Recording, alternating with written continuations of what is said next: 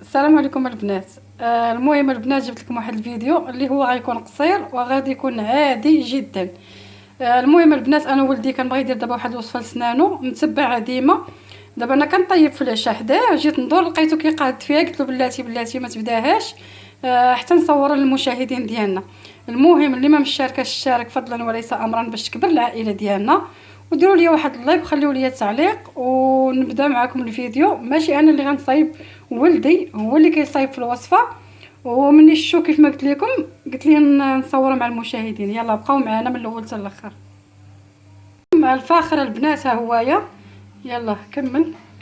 غادي يديروا في الماكينه كحزب، غيديروا في الماكينه حتى غادي تطحن مزيان، غادي يولي عندنا على شكل بودر. المهم انا غنقطع معكم حتى يطحنوا ورجع لكم. ها انت اختي دابا ها هو طحن الفاخر ولا على شكل بودره. ها هو دابا غادي يدير القياس اللي غادي يخدم به.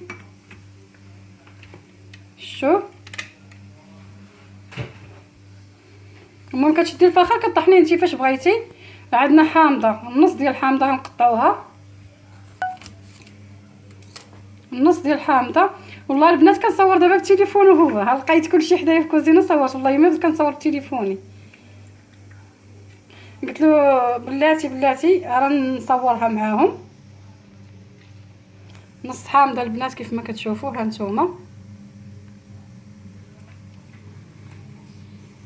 صافي غتاخدي اي صينيه كتخدمي به،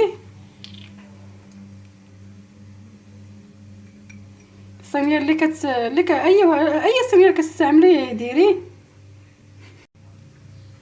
المهم اختي كيف ما كتشوفي راه زاد شويه ديال الحامض. ما تنساوناش اللي ما مشاركاش في القناه تشترك باش تكبر العائله ديالنا، باش نحط لكم وصفات زوينه.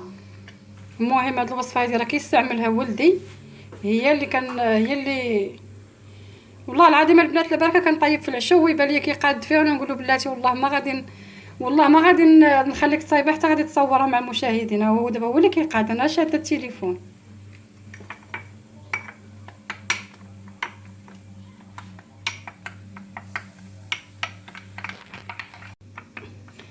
ها انت اختي دابا ملي كتكوني كتخلطي فيه البنات راه كيكشكش. ها نتوما البنات كيولي على شكل كريم، ماشي هذا سميتو شتي. ها انت مع داك الحامض وصينيال والفاخر كيكشكش. ها انت كيختار كيعقاد. شتي كيفاش ولا. غادي تاخدي اي شيته كتخدمي بها، بحال دابا هو ديال الشيته ديالو صافي، كيحك سنيناتو. هذا هو اختي الفيديو، ولكن غادي تصبري على داك المذاق ديال الحامض، راه كيكمض الفم ولكن راه زوين. المهم هذا هو لا فيديو ديالنا.